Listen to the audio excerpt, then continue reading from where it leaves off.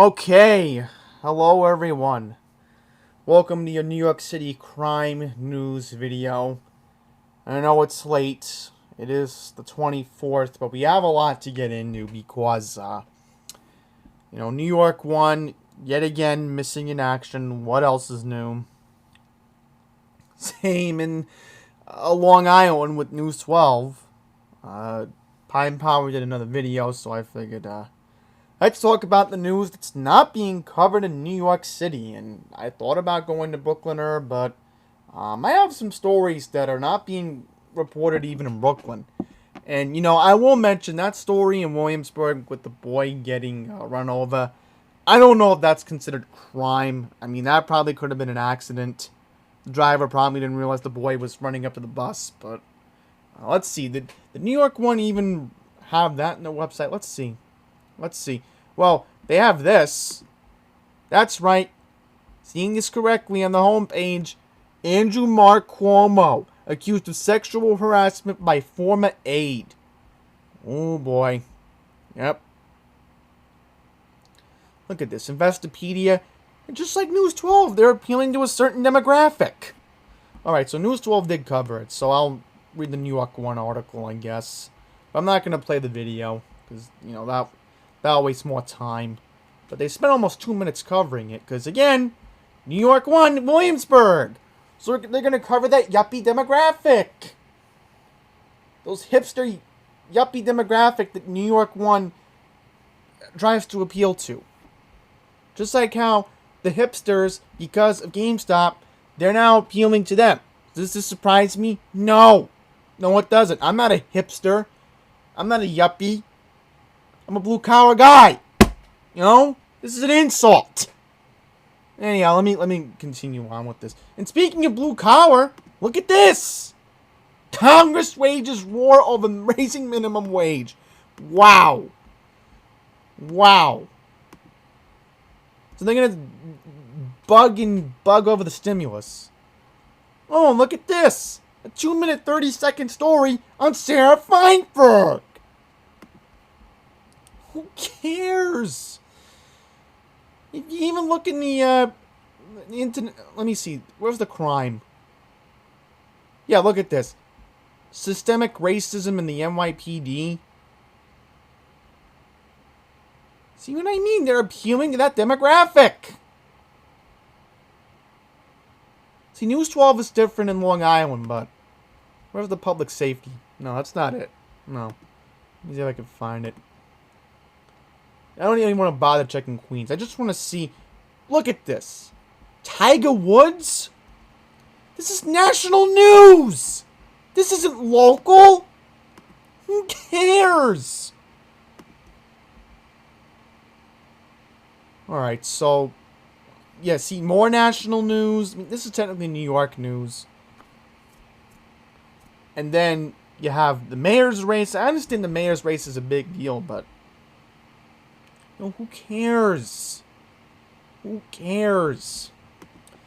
Alright, so I'll quickly read this. So, very awful story today in Brooklyn. Child was struck and killed by the school bus in Brooklyn. So it says here, and I'll center it.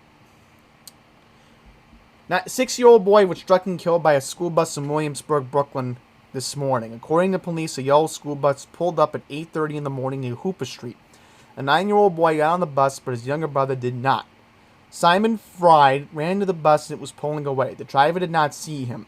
The bus hit the child and continued on. The child was pronounced dead at the scene. It could have been anyone's kid. It could have been my kid.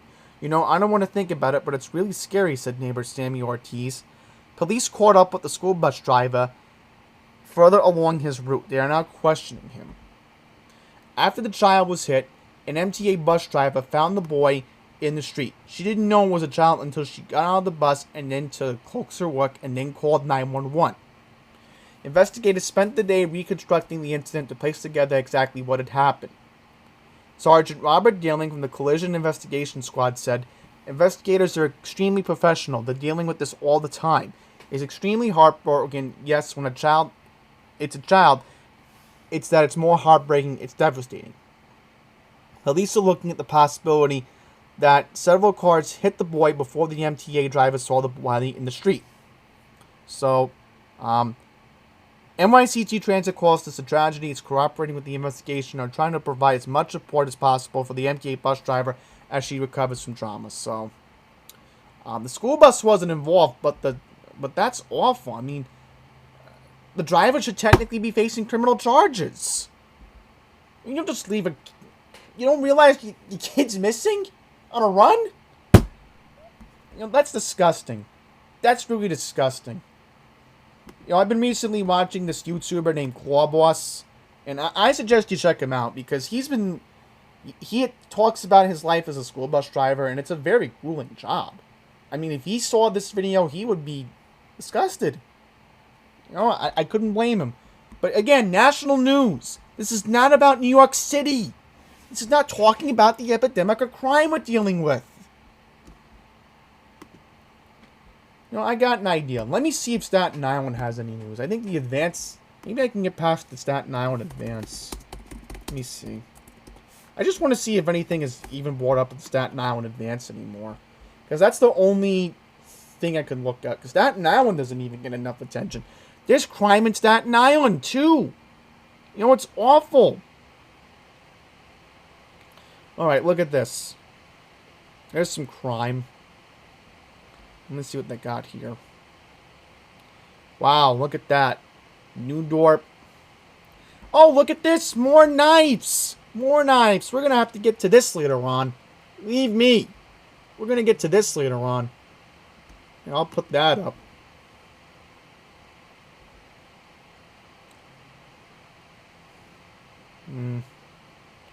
Yeah, wow. Look at this. See, this didn't even get covered on all the New York City news. Wow. You see, Staten Island even has its own issues. It's not just... that's the problem. Not that many people realize that. Well, 2 accidents in Staten Island that recently happened. So we're not going to really go into Staten Island. But let's read this. There's 2 stories we'll read from Staten Island, and then we'll move on to the main point of the video. Alright, so this happened in Neudorp. Alright, here we go. Zoom in. Right. Multi-vehicle car crash in Neudorp drew an FDNY response on Tuesday afternoon. The crash occurred on Richmond Road near Tot Hill Road at 2:12 p.m. according to an official from the FDNY's press office. One injured person refused medical attention at the scene, the official said. Shattered glass could be seen on Richmond Road following the crash, and thankfully no other injuries were reported. So, that got briefly mentioned. And then look at this. This happened during one of the snowstorms recently. Let's read this. Happened on Monday, right? Yeah, happened on Monday. 22nd. Alright, so the driver of a vehicle involved in the crash in Graniteville Monday afternoon fled the scene after the incident occurred. So I don't know what's up with this. I can't even get you a clear thing over here. Alright, let's see if I can get this over here. Oh, happened right by the Staten Island Expressway. Happened at 12:20 p.m. by Fay Avenue. The 2-car crash caused significant damage to 2 vehicles. As the damage was observed with a smashed front end while an SUV sustained rear end damage. After the crash, police said the driver of one of the vehicles left the car behind and fled the scene on foot. It was not immediately clear in which direction the individual fled. No hospital transport were reported according to police. So, hit and run Staten Island, that didn't get covered. New York One claims they care about every borough. Every borough, including Staten Island. This happened in Staten Island. Nobody covered it. Well, here's something that got a lot of media attention as well. The anti-Asian attacks. I mean, I don't know what's going on. A year into the coronavirus pandemic, and we're still having these issues a year later. A whole year later, after this nightmare called coronavirus started. Look at this. Asian woman pepper sprayed as she walked down Soho Street. Hang on, I don't think this is the one where the, No, I'm thinking of the other incident we're going to get to afterwards. Alright, so, here's another incident that just got reported. So let me see. This got Yeah, just got reported yesterday. Alright, so an attacker in a car dosed an Asian woman with pepper spray as she started walking along a Soho street, cops said on Tuesday. This is the latest incident in a string of unprovoked crimes against Asian New Yorkers. Alright, the 30-year-old victim was walking on Houston Street at 6:30 p.m. on February 16th when a sedan pulled up alongside her. Somebody inside the vehicle rolled down the window, then sprayed her, police said. The chemical cloud irritated her eyes. The attacker didn't yell out any slurs, and the police have not ruled the incident as a hate crime. The victim didn't recognize the vehicle. So, we know what's been going on. Asian Americans have been attacked. And, I won't bring this up. Very, very important. Police have recorded 28 incidents of COVID-related hate crimes against Asians since the start of the pandemic. And have made 18 arrests. Okay, 18 arrests of these crimes. The commanding officer of the NYPD Asian Hate Crimes Task Force acknowledged many more incidents. You know what I found out from Channel 7 the other day? Here's something very disturbing. This is going to be... A lot of attention is going to be brought up to this. Channel 7 on Sunday night. Lucy Yang did some undercover research, and I'm very grateful that she did. The anti-Asian hate force that de Blasio claimed that he was going to put on, not even funded. A bunch of volunteers involved. They're not specific police officers who are Asian who are supposed to be hired to get involved with this stuff. Because de Blasio, remember, he cut the funding last year. So, I will mention that, for the record, I have reached out to City Councilman James Gennaro, who is a moderate on City Council. Remember, he leans left and leans right on many issues. My City Councilman. And he is going to look into negotiating extra funding for the Anti-Asian Task Force when the city budget's being negotiated in April. Because remember, the City Council has to debate the city budget every year. So, they gotta do something about this. Because, again, I live in a neighborhood with almost 9,000 Asian Americans alone. And I'm just disgusted by all these attacks. You know? And some of my neighbors don't even speak English. So, imagine how bad this is going to get. You know, we're facing a year into this pandemic, and this is still happening. And New York 1 doesn't bother to cover that. Now, do they? No. Just like how New York 1 doesn't even want to bother covering this. A toddler got punched on the subway. Yeah. They finally have a picture of the suspect. So I'll go to the original article. And thankfully, Channel 7 did a good job covering this. You know, Channel 7 lately, I'll give Channel 7 credit. They've been doing a good job covering the subway crime lately. I gotta give them a lot of credit. You know, they've been all over it. Alright, so here we go. A 2-year-old boy was slugged in the face by a violent panhandler on the Manhattan subway train. So this happened recently. The toddler was sitting on his mother's lap on a northbound C train at Frederick Douglass Boulevard on West 116th Street. Shortly after 3 p.m.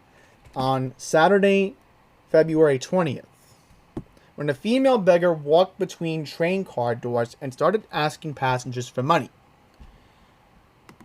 So, the female suspect, well, let's see, is this a female suspect? Yeah, this could be the female suspect involved. Yeah. A female beggar walked between train car doors. She started asking passengers for money. So, the victim asked the suspect, "Can you please stay 6 feet away?" So,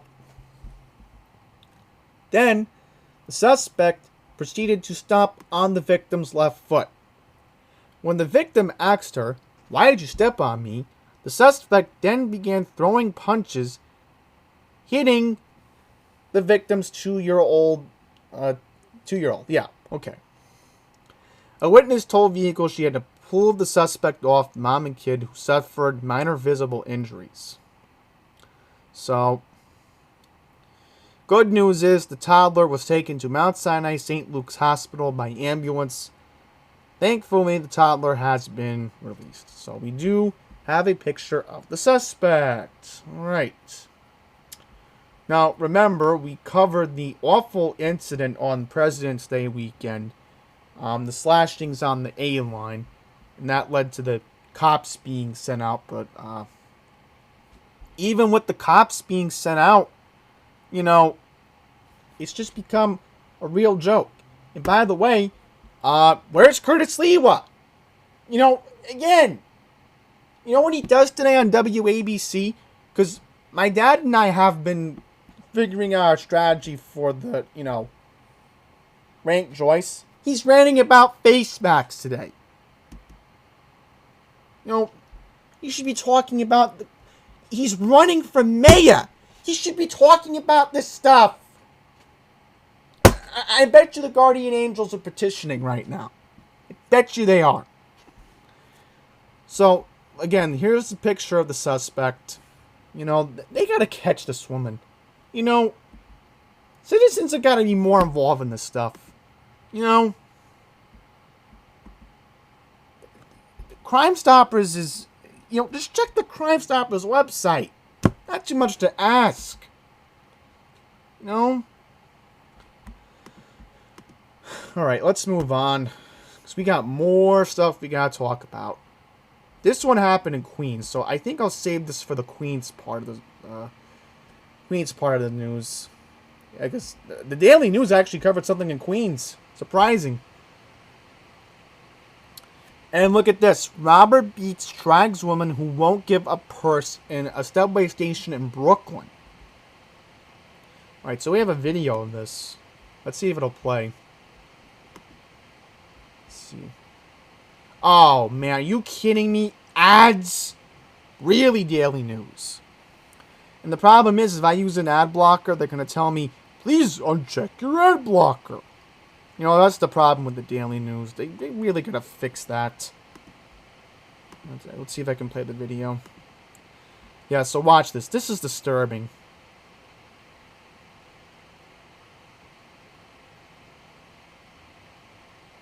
So I don't know what this is all about. That might be the woman possibly trying to use the credit card, I think. Oh, yeah, that's definitely the woman. Yeah, watch this. Wow, so look at this. Literally, a scrap in the subway. This is what I've been saying for years. You can literally get into a scrap with anybody. And this is what could happen. Wow, look at this. Literally, surveillance video of a scrap happening in the subway. Unbelievable. Alright, so this happened in Gravesend. Happened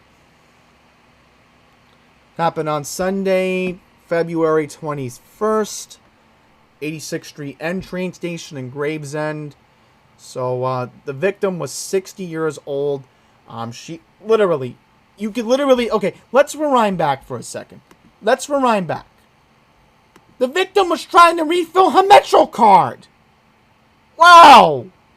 That could be me. Unbelievable. Where are the cops? Where are the Guardian Angels? Alright, here we go.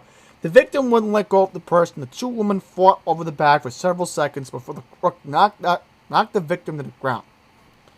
The mugger punched and kicked the victim repeatedly and dragged her on the floor of the subway station, eventually giving up empty-handed. Surveillance video released by cops. So, very disturbing. I just want to see if they mention anything about, Alright, so the victim did go to Maimonides Medical for treatment. So, I don't know where these cops are. They're supposed to be out. You know, if this keeps happening into March and April, we really need the National Guard. Because this has become a real serious problem. And then look at this. Cops seek man who tries to rape woman he met on subway in Manhattan. Alright, let's see. This happened on the F line. But the downtown Manhattan subway station, cops said Tuesday. So, the would-be rapist started talking to the 25-year-old victim at 9 p.m. on Saturday, February 20th. They rode a train from Brooklyn to Manhattan. They left at the same time at Chambers Street as he followed her as she walked. When they got to Franklin Street between Church Street and Broadway, he shoved her into the vestibule of the building and tried to remove her clothes and rape her, police said. She fought him off and ran off, so at least the good news is that's some good news at least.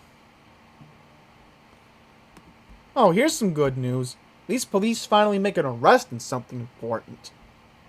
It's a recent article. No, okay, this is from January. I'm not going to read that.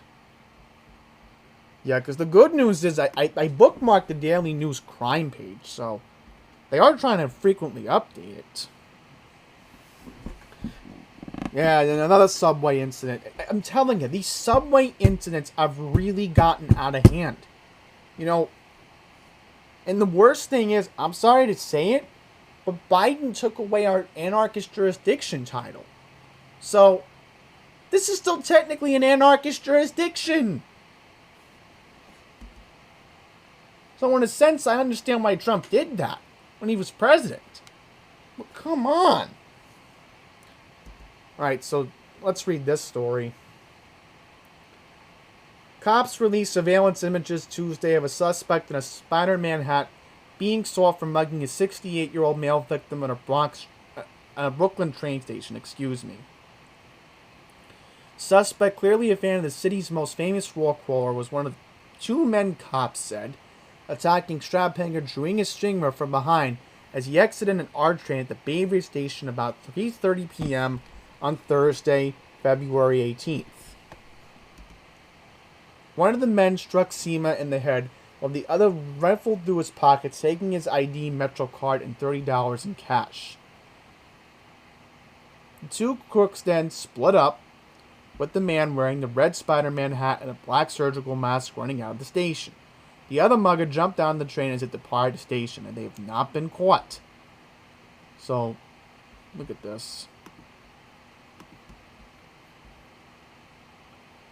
Seema suffered a cut to the left side of his face. His wife, Helena Siva, told the Daily News on Saturday. He punched him. He's a little bit bruised, but it's fine, she said as she beamed the rise in violence on the ground. So, you know, just disturbing. That, again, so disturbing that we have to keep talking about this. You know, I'm just sick to my stomach. I really, really am, you know? Alright, let's continue on, because, there's really more stuff we really need to get into. Alright. Rape in the Bronx. Police arrest the suspect. So, finally, some law and order. Can we please have the soundbite? Okay. Let's get into it. So, believe it or not, we have a video. Alright, let's watch the incident. Ugh. Again with the ads. Why? I should go away in 7 seconds, so... Really Daily News. And we have one more article we gotta read. So let me just, rewind.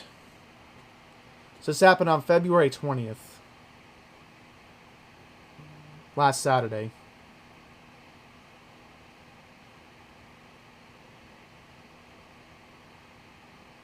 Ugh.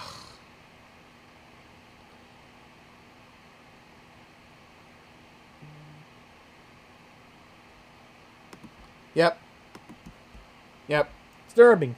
Very disturbing. Police have arrested the man that said tried to rape two Bronx women, officials said on Tuesday. Rashid Tahman was collared Monday in the My Haven section after someone recognized him from surveillance images of the attack released by police. Tahman is accused of ambushing a 39-year-old woman from behind in front of a store at Morris Avenue and East 174th Street at 6:50 p.m. on Saturday, February 20th. Surveillance video shows him pulling her pants down, but thankfully the victim did fight him off. So, disturbing. During the struggle, the victim rips off Todman's hat so his entire face is revealed. As Todman moves away, the woman flings his hat back at him. Todman tries to go back towards the woman, but she kicks at his shin before he runs away, the video shows. Todman was also accused of groping a 29-year-old woman's private parts inside the building 3 blocks north on Morris Avenue at 6 a.m. the same day. The victim also fought off the would-be rapist. Police charged Todman with 3 counts of forcible touching, attempted rape, and sexual abuse. A Bronx criminal court judge ordered Todman held on $150,000 bail and an arraignment Monday night, February 22nd. So, I mean, hopefully this guy isn't going to get released. Because people like that deserve 25 to life. Oh, and then look at this! Homicide in the Bronx! Where was New York 1 on that? And again, let me show you something. Let me prove the point. Let me prove the point. Let's go look up New York 1. Look up the Wikipedia. Before we move on, I have to show you something. Okay? Okay? Let's see. Look at this. Look at this. See this? See this? New York 1 is available on Channel 8 on Spectrum. New York 1. Okay? So I don't want to hear it. I don't want to hear it. Okay? New York 1 is available all over the city, and you can't cover this homicide in the Bronx. Unbelievable. Okay, 28-year-old man was shot dead in the Bronx street, police said on Tuesday. So this happened Monday night. Channel 7 didn't even cover this. Anthony Castillo was shot twice in the upper body on Morris Avenue near East 181st Street in Fordham Heights at 10:55 p.m. on Monday, February 22nd. Medics rushed Castillo, who lived in Longwood, to St. Barnabas Hospital but could not be saved. Castillo witnessed the murder of Ryan Gennard, a 24-year-old relative of rapper Rob Bates. Excuse me. I said raper by accident. I'd say rapper. Ugh. And then look at this. The aspiring dental assistant was gunned down on a Bronx playground back in July of 2016.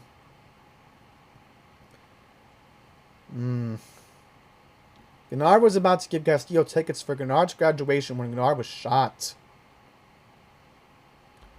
Ooh. And then look at this. Bates was best known for his 1998 hit, It Takes Two, was among the family members who held vigil for Gennard at a Bronx hospital. That is awful to hear that. Castillo has 13 arrests on his records, including busts for grand larceny and conspiracy.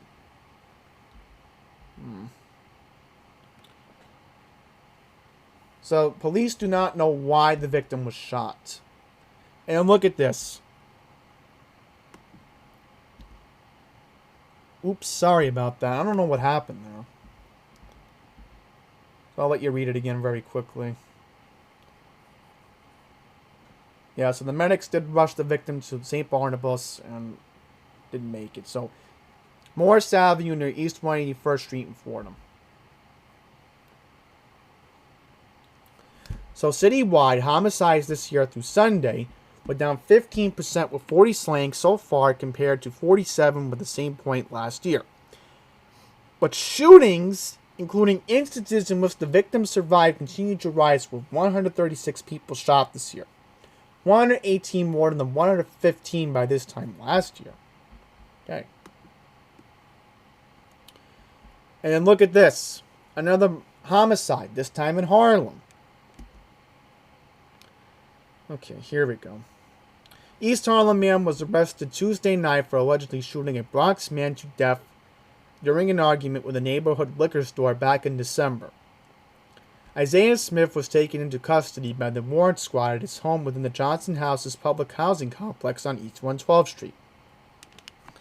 Sources familiar with the investigation said that Smith identified as a suspect who started a deadly argument with Daryl McAllister, 24 of Stratford Avenue in the Bronx, inside the shop at 60 East 111th Street at 9:37 p.m. on December 22, 2020. According to law enforcement sources, McAllister was among a group of individuals inside the store who got into a verbal dispute with several other men. The argument turned violent, authorities said, when one of the members of the rival group pulled out a gun and started firing with one shot, striking McAllister. After being struck in the face, cops said McAllister ran out of the store only to collapse on the sidewalk thereafter. So, sadly, the victim was taken to Harlem Hospital where he was pronounced dead. So, they arrested the suspect on Tuesday, February 23rd. He was brought to the 23rd Precinct, where he was officially booked on counts of murder and a criminal possession of a weapon. So, very sad. Very awful incidents to even get into. And you know what? I might as well use this Alphabet City thing for my thumbnail. Might as well. I'm going to save it. So, look at this. Shooting in Alphabet City. Alphabet City! You would think Alphabet City, an area that's normally safe, would have a shooting. My goodness, Alphabet City. On the east side of Manhattan. Alright, let me just take a quick water break and then we'll continue. Okay. I mean, you just can't make this stuff up. Alright, so here we go. Man was shot and injured in Alphabet City on Wednesday afternoon, according to police sources. The NYPD rushed to 465 East 10th Street near Avenue D just after 1:30 p.m. after a man was reportedly shot. Officers immediately began coordinating off the area from pedestrians with copious amounts of tape after the victim was rushed to Beth Israel Hospital by their own means. As detectives joined officers at the scene, they immediately instructed the crime scene to be expanded across the entire ovary directly outside of 465 East 10th Street, which also prevented traffic from accessing the roadway. Detectives could be observed canvassing the area and interviewing witnesses in regard to the incident. Police say the 27-year-old man was struck in the torso by 2 bullet wounds by another man who fled the scene in the white Nissan SUV. The good news is the victim shot in this incident is expected to survive. So, seriously. Alphabet City. Why? Why? So, wait a minute. There's actually crime going on? Alphabet City recently? It didn't even get reported. Okay, here we go. So, there was a homicide, very awful. Yeah, I mean, Alphabet City. I mean, you would think it used to be a very desirable area of Manhattan for, Alphabet City was a very important place for Broadway actors who wanted, to be in an accessible part of the city that, was looking for a start. The rent was affordable. And now, wow, Alphabet City. Ugh. Alright, so we have some very disturbing stabbing incidents we're going to get into. We're almost done with this video. Man sought for stabbing a dog in Brooklyn's Fort Greene Park. So, off-leash hours Fort Greene Park quickly draw dozens of tail-wagging pups who play at their owners exchange niceties. But on Saturday, the park's neighborly ambience disappeared when one owner knifed a pooch seemingly out of nowhere. So, a 3-year-old Great Dane Bernese Mountain Dog mix by the name of Bandit was trotting around the park with his owner just before 9 a.m. on Saturday, February 20th. they came across a couple medium-sized Basami who asked to remain anonymous. The Basami's owners frequent the park, asked the band to stay away from their dog. The two have snarled each other but never gotten violent. Okay, here we go. The Basami's male owner took out an object and struck it into Bandit's side. I mean, how cruel can you get? Ah. So, there was no tussle between the dogs when he bent down and stabbed Bandit in the side. Bandit owner said it was not in self-defense, it was provoked. That guy could have been removed and his dog walked away. Bandit's owner grabbed the arm of the man, who yelled, "I'm going to kill your dog," while blood spattered from a wound of the side of Bandit's chest. "It was crazy," said eyewitness Rachel Paulson, who was walking her black Labrador mix when the stabbing occurred. "I walked over, and Bandit's owner had his hand over his chest, and there was a ton of blood coming out." So, Rachel Paulson and other dog owners gathered around to help Bandit's owner cover the wound by applying antiseptic wipes and making a tourniquet out of a plastic bag.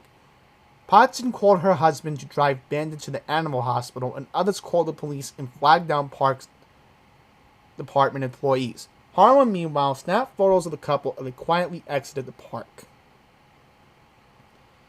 So, trust me, if I had Teddy and he was still around, I would have been there. And, Teddy would have been upset about the whole thing, because Teddy actually has witnessed a wild dog off his leash once, so trust me, Teddy would have been scared.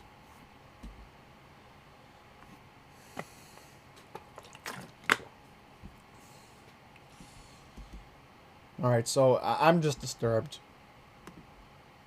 So I actually have a new website I can look at. Brooklyn Paper. So, this is like the Queen's Courier in a sense, yeah. Alright, so let's go to our next article. Daytime stabbing in Hell's Kitchen may have been linked to feud among homeless men. Cops are looking for 4 suspects who stabbed a 54-year-old man on a Hell's Kitchen street corner in broad daylight Tuesday afternoon in what was described as a possible argument among homeless men. So this happened on 52nd Street and 10th Avenue. Yep, that's definitely Midtown. According to law enforcement sources, the group approached the victim at the location and engaged him in a verbal dispute. The reasons for the argument were not disclosed. The wards turned bloody when the group went on the attack, stabbing the 54-year-old man twice in the torso. They then took off foot northbound along 10th Avenue. Officials from the Midtown North Precinct responded to stabbing. EMS units brought the victim to Mount Sinai Morningside Hospital, where he is listed in stable condition. Sources familiar with the investigation believe that all 4 suspects and the victims are all homeless. Cops describe the attackers only as Hispanic men. The NYPD has released surveillance footage. Okay, so here we go. By the way, AM New York is actually involved with the Queen's Courier, believe it or not. They're all bought by one conglomerate, it looks like. I mean, I will mention, and I just noticed this for a fact, AM New York seems to be more involved in the crime in Manhattan. I don't know. It's just something about that.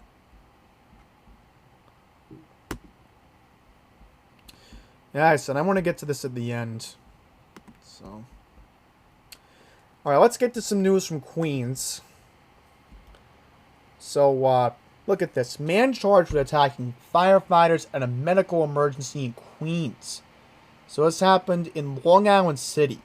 Long Island City's really had a rough stretch. As I said, that in Astoria. Okay, so this happened at Queensbridge North Houses on 10th Street in Long Island City on Tuesday, February 23rd.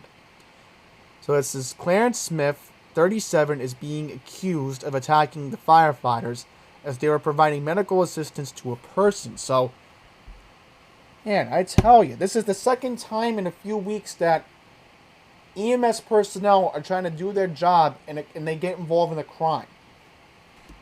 What is going on here? "Get out of the way," Smith yelled at one of the firefighters, then grabbed her, repeatedly punched her against the wall, and took a swing at her. When a second firefighter intervened, Smith shoved him against the wall and spit in his face, prosecutors alleged. Sources familiar with the incident said the patient fell unconscious during a diabetic episode. Smith's connection to the patient wasn't clear on Wednesday night. Both firefighters were treated in a nearby hospital, and the suspect surrendered to cops at the 114th precinct later in the day. So, again, it's just disturbing. I mean, why are all these EMS personnel getting attacked? There was another incident in the Bronx, I think, a few weeks ago. Very disturbing. Okay, here's something very disturbing. This is what I don't get. The suspect was charged with felony assault and harassment at Queens Criminal Court in Kew Gardens. Judge Michelle Johnson ordered him released without bail. Why? Why would you release the suspect for attacking EMS personnel? That's a felony. Man, how stupid is this judge? Yeah, and then look at this. Felony assault was not one of the charges affected by the state's bail reform. Oh, and then you have Melinda Kitts from Forest Hills releasing a statement. What is she going to do? No, she wasn't the judge who was involved.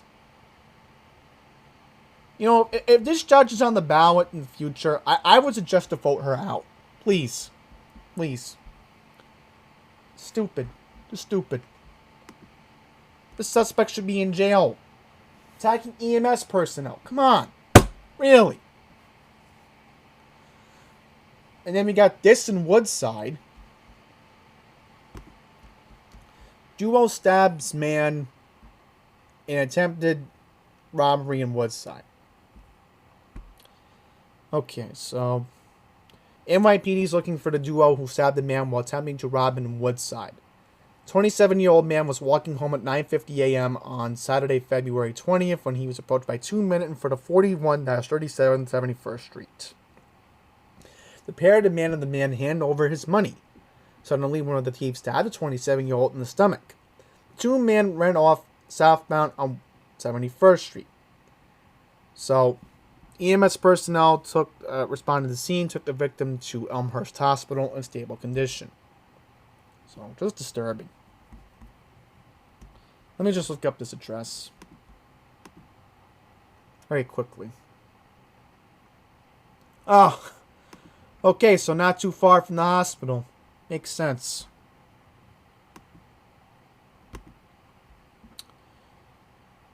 Okay, and then we'll get into this last disturbing story. And I looked this area up, and I'll get into it in just a second. Police are looking for two men who posed as police officers in Malmo last month. On Tuesday, January 26th at 9:15 p.m., a 63-year-old woman got a knock on the door on her home at North and Malmo Drive. She answered the door to find two men sporting star-shaped shields, announcing themselves as police officers and asking to speak with a person who didn't live in the home. The woman's son followed her to the door and believed the two men were lying, shut the door in their faces. The imposters then left the home and drove off in a white pickup truck driven by the third person. Police described both men as being in their 30s. One man is described as having a beard and was last seen wearing a black jacket and khaki pants.